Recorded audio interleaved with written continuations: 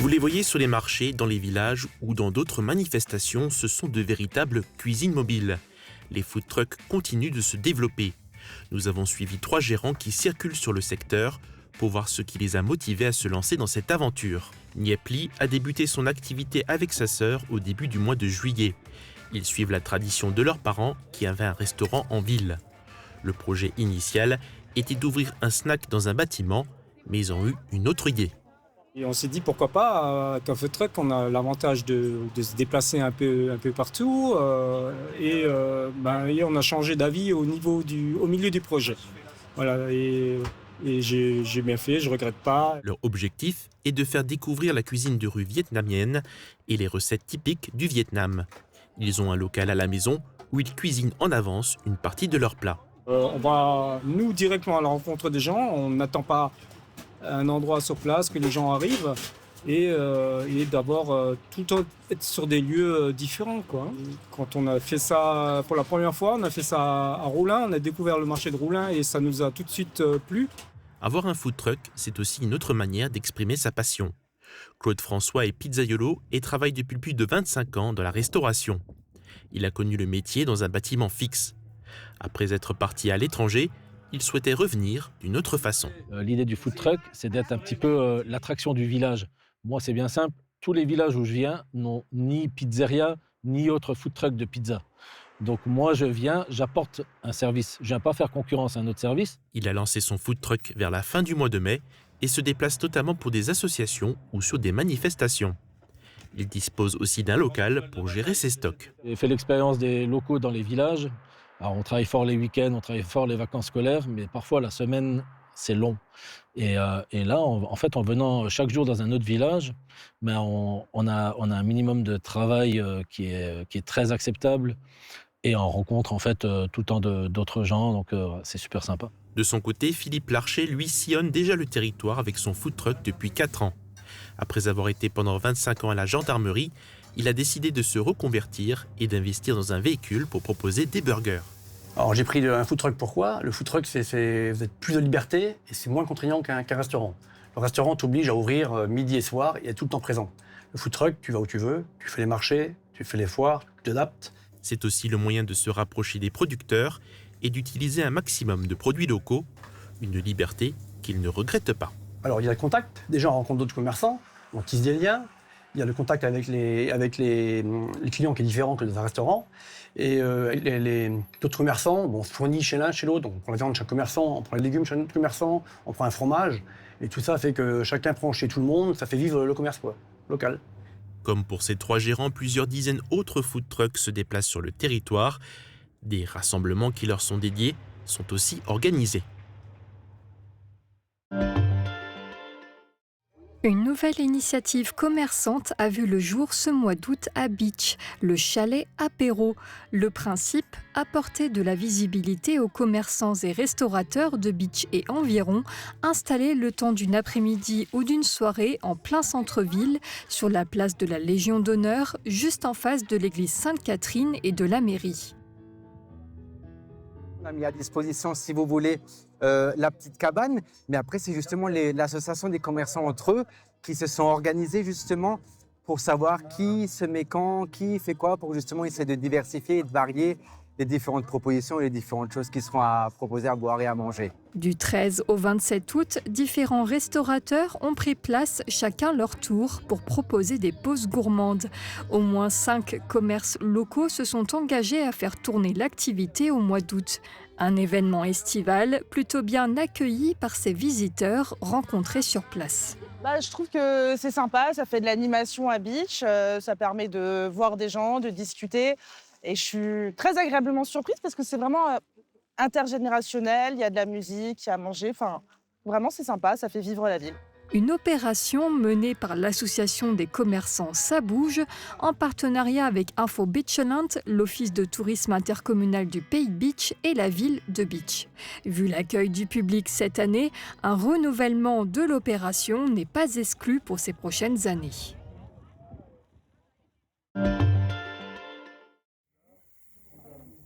J'essaye.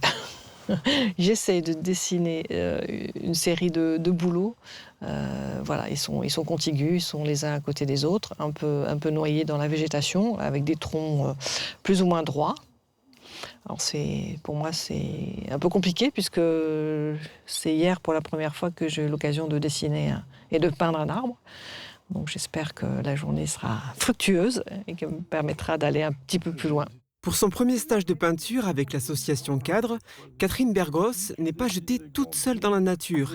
Elle bénéficie, comme tous les stagiaires, de l'œil avisé de peintres plus expérimentés. Ils sont indulgents, oui, mais en même temps exigeants. Ce qui fait qu'au fur et à mesure que les choses évoluent sur la toile, eh bien, ils vous font refaire, compléter, modifier, rajouter, enlever. Et c'est très bien. C'est un œil critique qui permet d'aller vers, je ne dirais pas encore l'excellence, mais qui permet d'aller vers quelque chose qui est de mieux en mieux. Tu as beaucoup trop de détails pour commencer, hein. Et donc, ce qu'il faut essayer de placer d'abord, ce sont les grandes lignes de construction. Et là, elles manquent un peu parce qu'on perd les références, etc. Tu as commencé par tracer les arbres. Donc, moi, je propose tout simplement à reprendre le truc général et que toi, tu choisisses la zone que tu veux traiter. L'association Beachoise Cadre propose une semaine de stage annuel depuis 1977. Elle a lieu cette semaine et comporte une journée de création en plein air. C'était hier à Sourtes, sur le chemin de la Pauluskapelle, un lieu qui comporte de multiples points d'intérêt. Le dessin est juste, la composition, c'était très bien évalué. Alors, ce qui est très intéressant, c'est ton côté ombre et lumière. Tu as bien respecté. Tu as une partie qui est complètement dans l'ombre, tu l'as faite. Je viens depuis une quinzaine d'années, mais j'étais venue autrefois à l'âge de 20 ans à peu près. Ça m'apporte beaucoup sur à la fois la composition, sur les valeurs, c'est-à-dire ombre et lumière, les couleurs, des contrastes de couleurs, sur le dessin. Autant de données qui sont abordées lors de cette semaine qui est en train de s'achever. Bien qu'elle ne soit pas encore terminée, les stagiaires nous ont fait parvenir des clichés de leurs œuvres réalisées lors de cette journée d'évasion.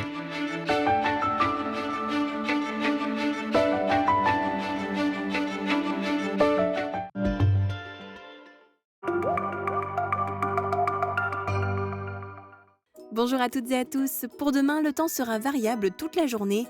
De rares averses seront possibles. En fin d'après-midi, les éclaircies seront plus belles.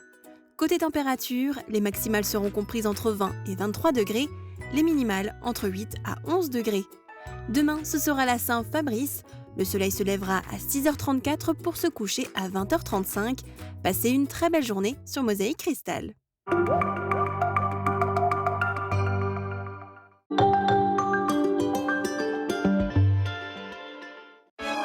C'est l'événement de la rentrée. Pendant 4 jours seulement, profitez d'une grande vente directe d'usine chez Chaîne de l'Est. Découvrez nos parquets massifs et contre-collés de fabrication française, mais également nos produits de bardage, lames vinyle et de terrasse. Un stock disponible immédiatement et des prix directs fabricants. Rendez-vous les vendredis 11 et samedi 12, ainsi que les vendredis 25 et samedi 26 septembre, au 14 rue des Forgerons à Voustvillers. Je n'entends pas bien le son de ma télé. Comment changer ça ? Grâce au Bluetooth, les nouvelles générations d'appareils auditifs sont connectés. Vous pouvez recevoir les appels directement dans votre oreille ou vous relier à votre télévision. Et tout ça grâce à une application sur votre smartphone ou à un accessoire.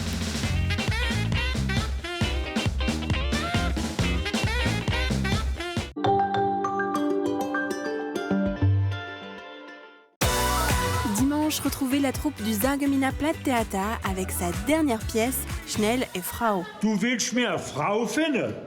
Langsam, hein? Ich habe nichts verlangt. Du bist immer noch so schlecht angezogen, wie ein Soboa. Es ist doch nicht Halloween. L'intégralité de la pièce est à découvrir le dimanche 30 août à partir de midi, puis en rediffusion toutes les 3 heures sur Mosaïque Cristal.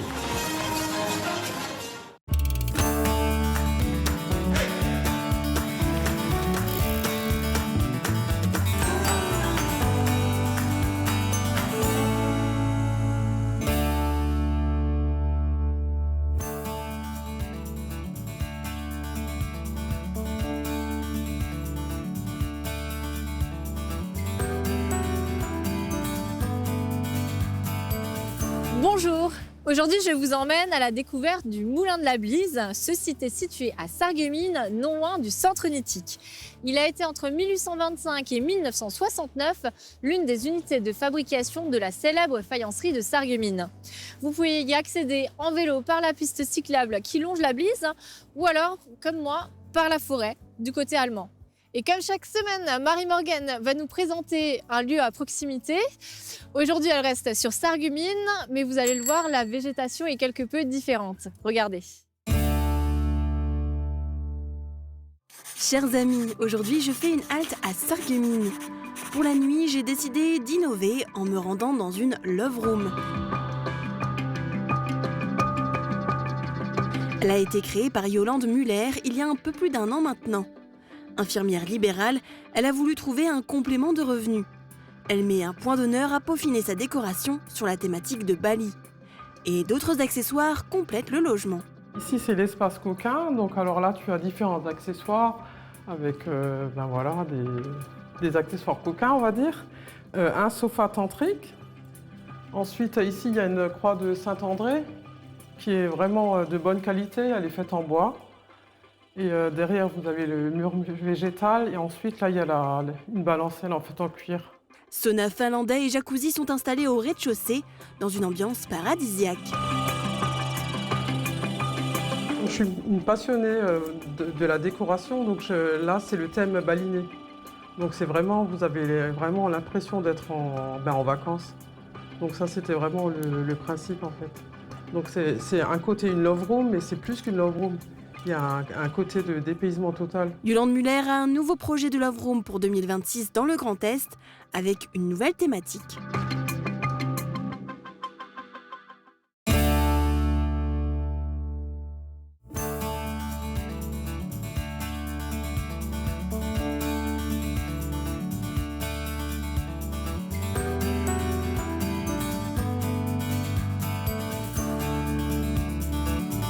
Bonjour.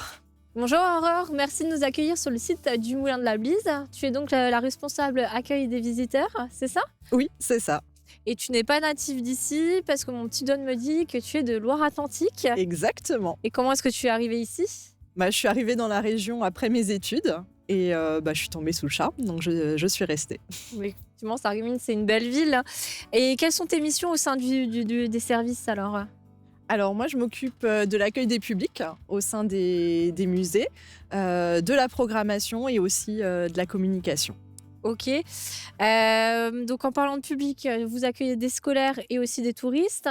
Vous avez beaucoup d'étrangers? On a pas mal d'étrangers au musée de Sarreguemines et notamment au Moulin de la Blise. On a la chance d'être vraiment à la frontière et d'avoir à peu près 30% de visiteurs allemands. Les Sarrois seront donc plus à même que toi et moi pour décrypter cette expression en plate. Regardez. Action. Lecker ich gesund. Moi, je venais juste acheter du parfum de base. Ça veut dire sourire, c'est la santé. Ah ben voilà. Et comme tu as un joli sourire... Lach ist gesund. C'est ça. C'est mal écrit. Ah, tu l'écrirais comment? Lâche, c'est pas comme ça, si. Ah, pas toi, peut-être quand même, si, ouais, t'as raison, d'accord, ok, ouais. Mais faut pas me demander ce que ça veut dire par contre, hein.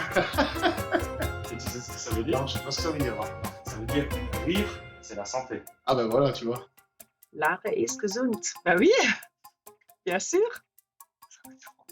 Ah, ça veut dire quoi? Ben, sourire est bon pour la santé.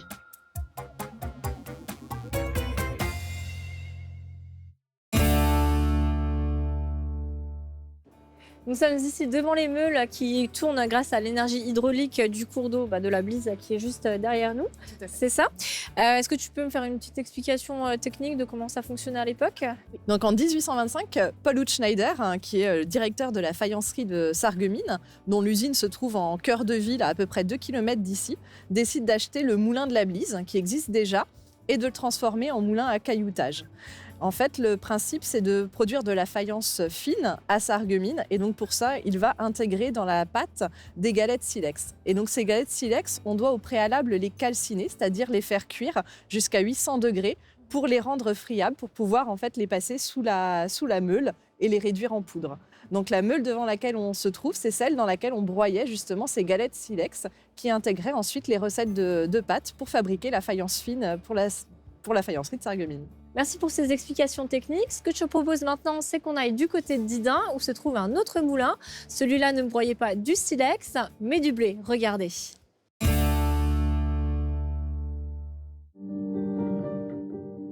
Le village de Didin, situé à 10 km de Sarreguemines, s'étend sur 300 hectares. Encerclé par la Sarre et par la D33, il ne manque pas de charme avec son église, son moulin et ses habitants, surnommés les Sandhase ou lapins de sable en raison de la terre sablonneuse du banc. L'histoire de Didin est mouvementée et riche à la fois. Les hommes y ont vécu autrefois du labeur de la terre et se sont battus pour la défendre.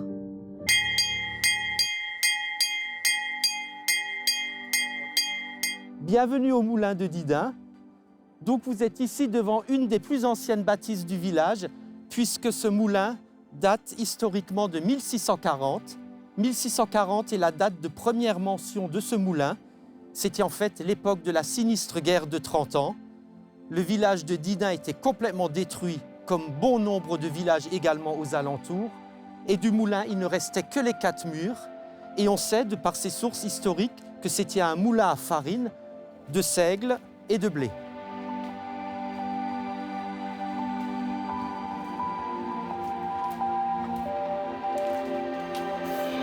C'était un ancien moulin à 2 roues, donc on voit encore l'emplacement des 2 roues, dont l'activité s'est arrêtée en 1939.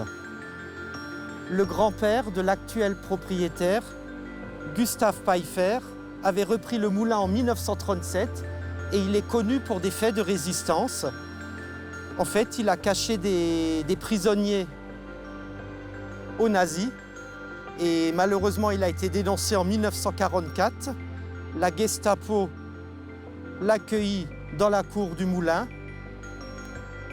Il a été déporté au camp de Schirmeck, puis ensuite en Allemagne, où il a dû travailler dans des fermes. Il a finalement pu s'échapper pendant la débâcle en 1945 pour retrouver son foyer le 8 mai. Et ses faits de résistance ont été récompensés par la Légion d'honneur en 1971.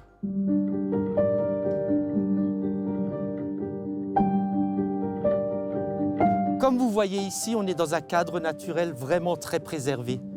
Derrière nous, on a le canal d'amener de l'eau qui alimentait le moulin à l'époque, moulin dont l'activité s'est arrêtée en 1939. Juste derrière, vous avez la Sarre et encore derrière, vous avez le canal des Houillères. Alors, qui dit Sarre, dit aussi élément en furie. Et effectivement, autrefois, il y a eu des crues mémorables au niveau de cet endroit. Au bord de Sarre, on ne trouve pas forcément que de belles plantes ou de beaux arbres. Il y a également un personnage sinistre qui peut rôder, qu'on appelle l'homme au crochet ou le Hokemon, personnage légendaire très connu et qui peut happer les petits-enfants qui s'approchent trop près de l'eau avec son crochet. C'est un croque-mitaine que les parents utilisaient bien volontiers pour prévenir leurs enfants de ne surtout pas s'approcher de l'eau. Donc personnage sinistre, mais qui a certainement sauvé beaucoup de vies.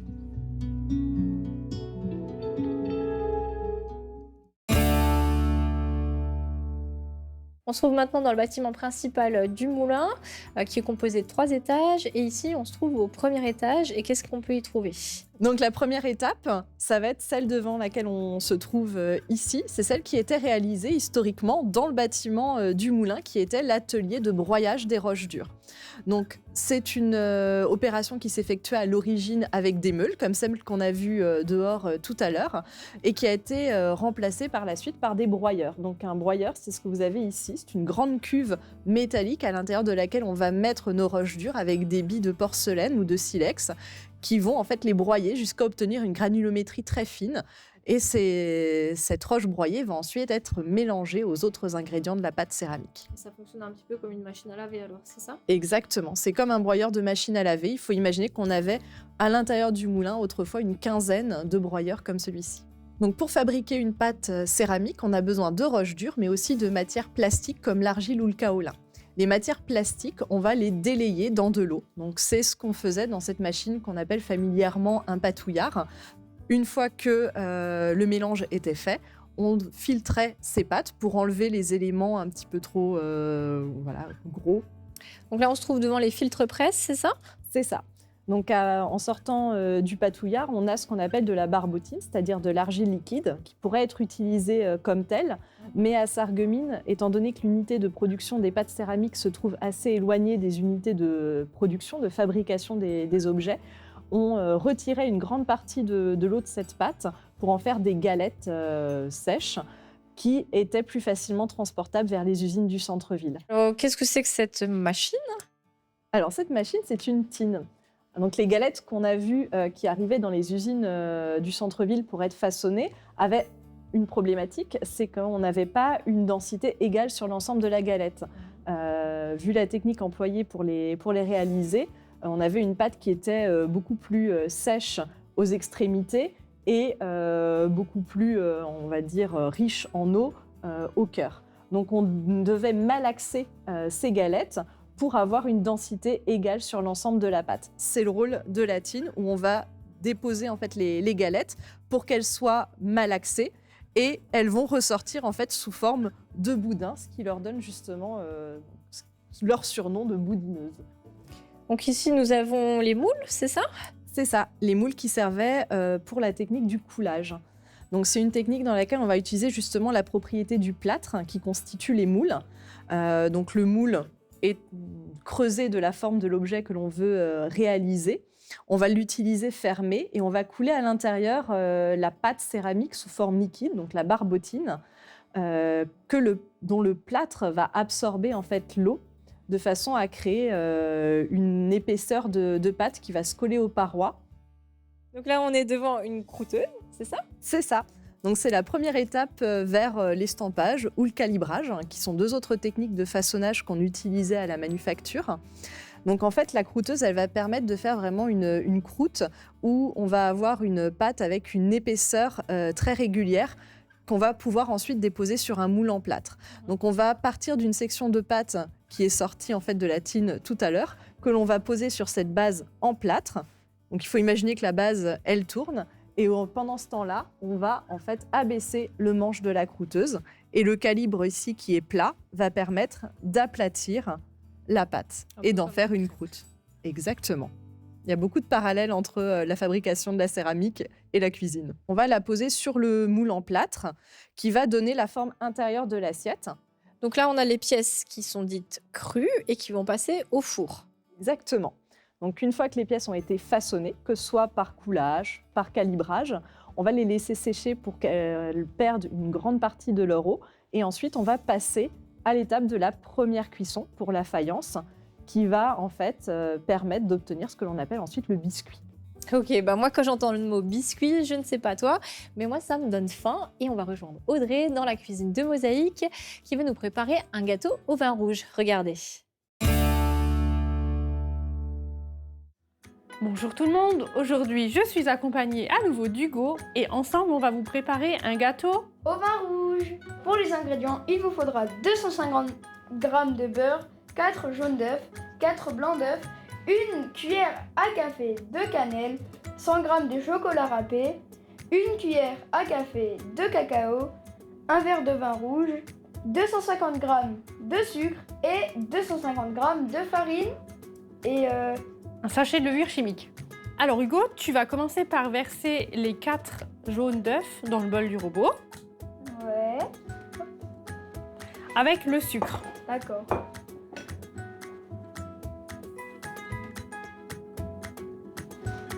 Maintenant, tu baisses le robot et tu vas mélanger ça un petit peu. On va rajouter le beurre. D'accord. Aide-toi de la petite spatule, ça ira mieux. Voilà. Ah, ils sont collés.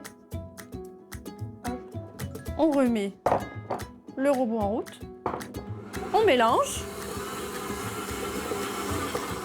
Hugo, vas-y, tu peux rajouter le cacao. D'accord. La cannelle.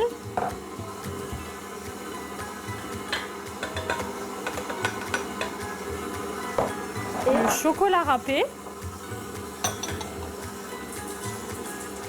Voilà, maintenant on rajoute lentement le vin rouge.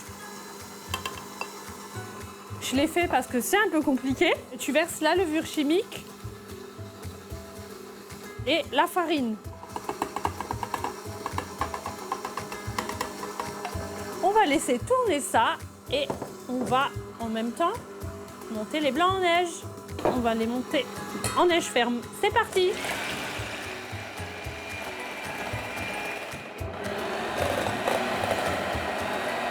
Bon ben voilà, on a nos blancs en neige qu'on va incorporer à la pâte. Et on mélange le tout délicatement à la spatule pour ne pas casser les blancs. Voilà, notre pâte est prête. On va pouvoir la mettre dans le moule. J'ai utilisé ici un moule en flexipan, donc pas besoin de matière grasse et de farine. Par contre, vous, chez vous, si vous utilisez un moule autre que ça, il faudra mettre de la farine et du beurre. Allez, hop là!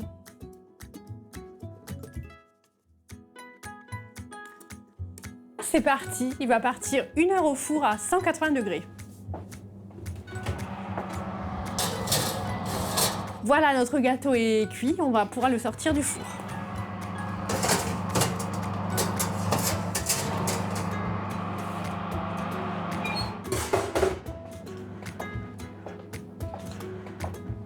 Et on va passer au démoulage.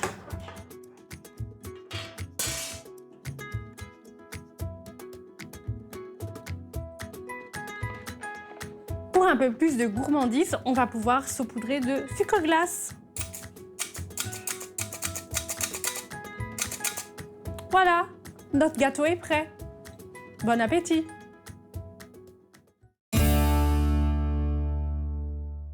En attendant la cuisson du biscuit, on est monté au 2e étage à l'atelier de décoration. C'est ça. Donc au 2e étage, on va présenter toutes les étapes de décoration qu'on va pouvoir faire sur le biscuit, justement, avant d'y apposer une glaçure et d'opérer la dernière cuisson. Donc la technique la plus ancienne, c'est ce qu'on appelle la peinture à la touche. Donc ça, c'était à la main? C'est ça. Donc à la main, un geste crée un pétale de fleur ou une feuille, crée en fait vraiment un élément, d'où l'importance de la touche, du savoir-faire. On va, tout au long de l'histoire de la manufacture, tenter de simplifier le geste pour pouvoir aussi produire en plus grande quantité les différents décors. Donc, l'une des premières choses qu'on va mettre au point, c'est le poncif. Donc ici, on présente la technique de l'aérographe. En fait, c'est une technique qui permet de décorer les biscuits en projetant de la peinture directement dessus, ce qui permet d'avoir un rendu beaucoup plus diffus, beaucoup plus doux. Donc là, on utilise une autre technique pour décorer les assiettes. C'est ça. Donc on va avoir le développement des techniques par impression. Donc on a en réalité différentes techniques qui se cachent derrière ce terme, qui vont en fait se succéder au cours des années. On va débuter par des techniques d'impression à partir de plaques de cuivre gravées. Ensuite, on va passer à la lithographie et plus tardivement à la sérigraphie. Donc là, on a nos biscuits qui sont décorés, qui ont été cuits une première fois et qui vont repasser à une deuxième cuisson.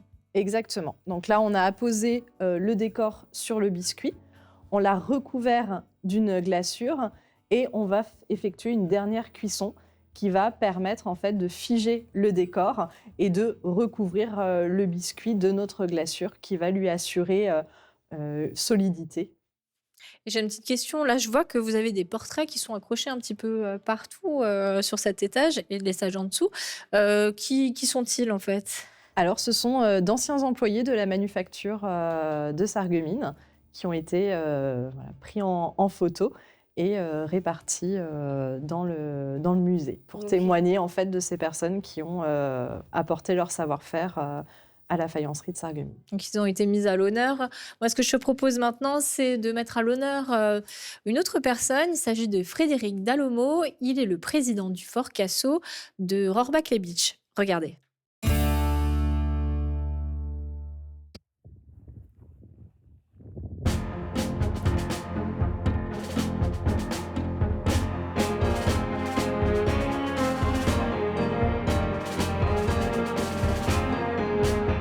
Moi, je suis natif de Diemeringen dans le 67. J'ai toujours eu envie de savoir un petit peu, de connaître un petit peu ce qui s'était passé durant ces périodes, ce qui était toujours un peu compliqué étant jeune, parce que, à part l'éducation nationale, les grands-parents en parlaient vraiment très peu. Ça m'a pris suite à une visite que j'ai effectuée il y a maintenant 21 ans, ici sur l'ouvrage. Un guide passionné, comme la plupart d'entre nous, m'a fait cette visite et je suis vraiment tombé amoureux de ce site. Je me disais que cet ouvrage ne pouvait pas être laissé à l'abandon comme ça. Il fallait vraiment perpétuer la mémoire des anciens. Et donc, ouais, je me suis pris au jeu. Donc, effectivement, au départ, en tant que bénévole, que membre actif. Et par la suite, je suis passé secrétaire, vice-président. Et aujourd'hui président. Je sors du technique. J'avais surtout envie de savoir ce qu'on arrivait réellement à faire dans cette période-là. Et c'est vrai qu'en s'occupant de cet ouvrage-là, on se rend compte qu'il y a quand même des choses magnifiques que les anciens ont pu faire. Donc j'avais vraiment envie de voir un petit peu ces choses-là, en mécanique ou en électricité. Je fais ce que je peux avec le temps que j'ai.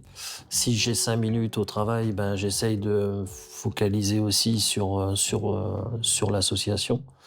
Et inversement, on s'occupe très bien du fort. Chacun à sa manière, on essaye de donner un petit bout de nos compétences pour le maintenir en état. Peintre, électricien, mécano, enfin voilà quoi. Et bien sûr les historiens, parce que forcément on en a aussi des historiens. On se retrouve ici, entre passionnés, on se retrouve là, mais vraiment dans une bonne ambiance. Alors je dis pas, on ne passe pas forcément tout notre temps à gratter les murs, à peindre les murs. C'est clair que ça en fait partie, c'est le plus gros de notre boulot. Mais après, être comme ça pendant une heure ou 2 heures autour d'une table, à rigoler, à parler d'autres choses, ça fait partie aussi de cette vie d'association. L'instant d'une visite fait que cette rencontre-là nous apporte aussi énormément de choses. Alors pour certains, effectivement, on a dû s'adapter, on a dû les pousser parce qu'on était peut-être un peu timide. Moi, j'étais un timide au départ. Ça m'a sacrément aidé. On commence à instaurer, à mettre en place des escape games régulièrement. Et puis, un événement phare, effectivement, au mois de juin. Le devoir de mémoire, je pense qu'effectivement, c'est primordial pour les générations futures. Et j'espère aussi que d'autres présidents, d'autres personnes prendront ma place pour justement faire avancer un petit peu les choses. Alors oui, je le souhaite de tout cœur, que ça puisse continuer dans cette bonne entente, dans cette cohésion, et qu'on puisse toujours montrer cet ouvrage. Je continuerai. C'est sûr, c'est une passion. Donc oui, je continuerai, même si je dois lâcher demain.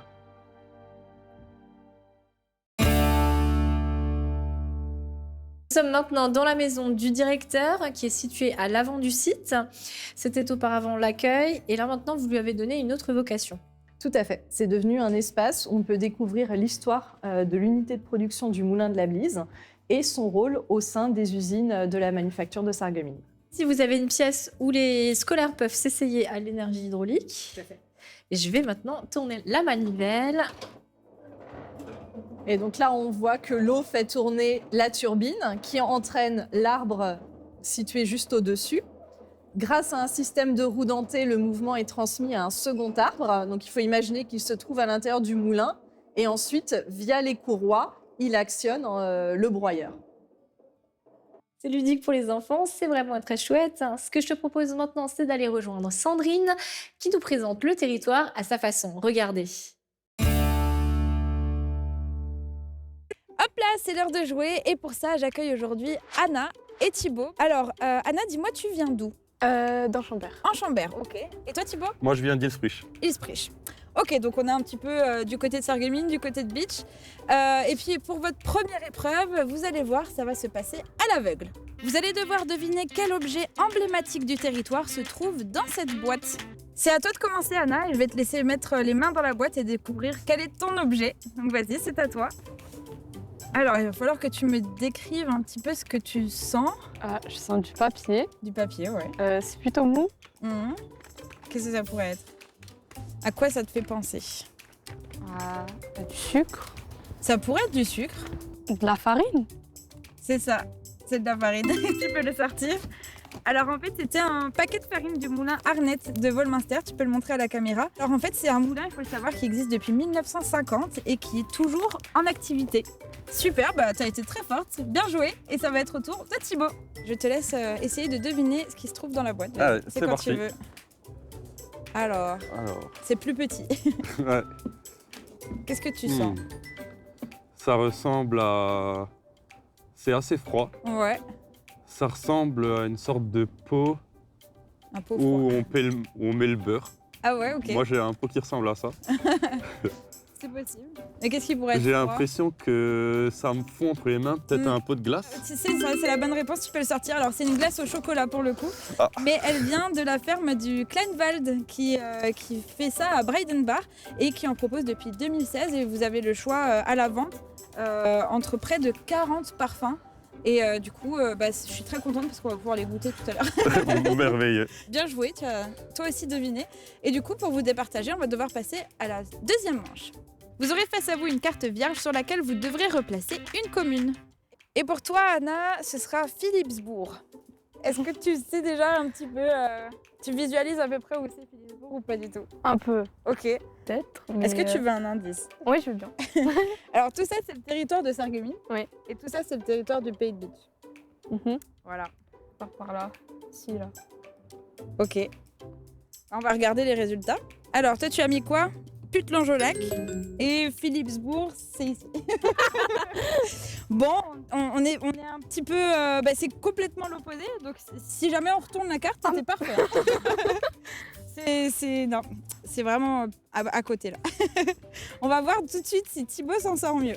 Et pour toi, Thibaut, ce sera Blisbruck. Blisbruck. Ouais. Ok. Alors d'après toi, c'est quoi? Tu te situes un peu comme ça de Je tête, vois un les peu villages? entre Sarreguemines et Bitche. Ouais. Blisbruck, parce que je crois que j'ai fait de la poterie là-bas. Ouais, c'est pas impossible. Ouais. Il y a le parc archéologique. Ouais, voilà, c'est là. Mhm. Je dirais c'est pas un trop grand village, je dirais à peu près ici. Ok. J'ai mis Alors sur Erchin. Ah, et c'est où Blisbruck? Ah, 2 communes à côté. Ah, c'était Ouais, quand c'est même pas plus trop proche loin. de Sarreguemines que ce Ouais. que je pensais. Ouais. Ah, bah c'est top. Bon, on va dire que c'est plus proche qu'avant. en tout cas. C'était plus proche. Il va nous falloir une dernière manche pour vraiment vous départager. Et pour ça, on va sortir les buzzers et je vais vous poser 2 questions tirées du jeu du pays de Sarreguemines Beach. Et il faudra être le plus rapide à buzzer et avoir la bonne réponse. À Petit Rederchin, que sont ces animaux que vous pourrez approcher lors d'un safari photo? Le bison. C'est ça, exactement. C'est les bisons d'Amérique, du coup, qui sont visibles à Petit Rederchin, un animal assez fou à voir dans notre secteur. Dans les Vosges du Nord et en particulier dans le pays de Bitche, ces animaux contribuent à l'entretien des fonds de vallée et laissés en friche et on les appelle... Les poilus cornus. C'est ça, tout à fait. C'est les poilus cornus ou les Highland Kettle. Et c'est vrai qu'on en trouve pas mal par chez nous. Bien joué, je l'avais pas ça là. Bien joué. Et ben je crois que c'est Anna qui l'emporte au final parce que bon, la carte, tu l'as un petit peu dépassée. Mais ces questions, elles sont des mieux sorties. En tout cas, j'espère que vous avez passé un bon moment tous les deux. Ouais, très bien, c'était marrant. Oh bah super. Bah moi aussi, j'ai passé un agréable moment. J'espère que vous aussi. Et on se dit à la semaine prochaine pour de nouveaux défis. Donc on est là dans l'atelier poterie et petits et grands peuvent s'essayer à la poterie eux-mêmes, c'est ça? C'est ça. Donc on a en fait 2 ateliers sur le site du Moulin de la Blise. La petite fabrique qui permet essentiellement aux scolaires de se mettre dans la peau d'un ouvrier du 19e siècle et découvrir toutes les techniques qu'on présente dans le musée des techniques faïencières. Et la poterie où là on propose des expériences créatives à travers des techniques un peu plus artistiques comme le modelage et le tout. Et là, on a un petit exemple de ce qu'ils ont fabriqué. Tout à fait. Donc avec une belle petite tasse et la cuillère qui va avec. Voilà, donc là, on était sur un atelier de fabrication de son set à thé. Ok, ce que je te propose maintenant, c'est on va aller chausser nos chaussures de randonnée, on va prendre un grand bol d'air frais et on va rejoindre Tristan à Roquevillers. Il va nous faire découvrir le site du Petit Colorado. Regardez.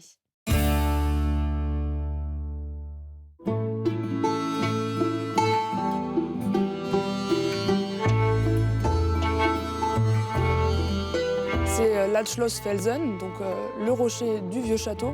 Et il y avait bien un château au XIIe siècle qui était érigé au sommet de la barre rocheuse. Donc on est sur une barre rocheuse de 1,5 km de long qui atteint parfois 25 mètres de haut par moment. Et on est situé sur le territoire allemand. On suit la petite pastille rouge des sentiers d'excellence. Vous avez un panneau à l'entrée du village de Robwiller lorsque vous vous garez, qui vous explique en fait quelle pastille suivre. Et vous avez une marche de 7 km qui vous attend avec la découverte du rocher à la moitié du chemin.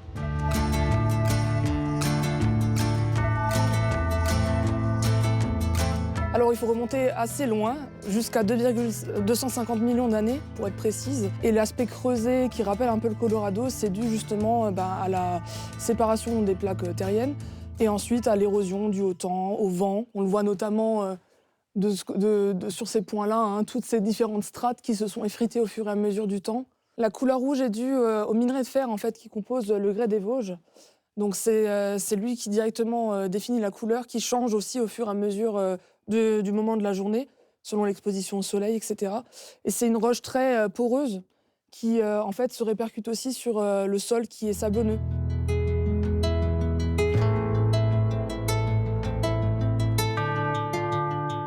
C'est vrai que ce site n'était pas autant connu avant la crise du Covid. Et après, on a aussi eu, comme c'est très beau, des personnes qui, sur Instagram, ont commencé à partager les clichés et les réseaux sociaux ont aussi fait que le lieu a été découvert.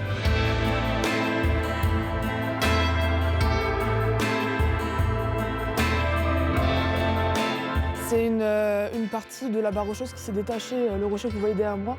C'est un rocher qui est surnommé la proue de navire parce qu'il ressemble à l'avant d'un gros paquebot tel qu'on peut se l'imaginer comme le Titanic, etc.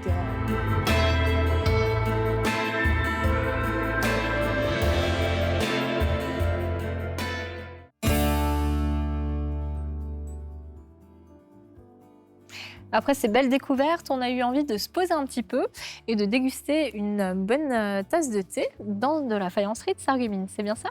Tout à fait. Donc on a un salon de thé à l'accueil qui propose des boissons chaudes, des boissons fraîches, quelques gâteaux également en saison touristique. Et le tout servi dans de la vaisselle de Sarreguemines. Donc là, par exemple, on a le service Foxtrot, qui est un grand emblématique de la période Art déco. Comme nous sommes bien installés, on va pouvoir regarder les sorties culturelles à venir.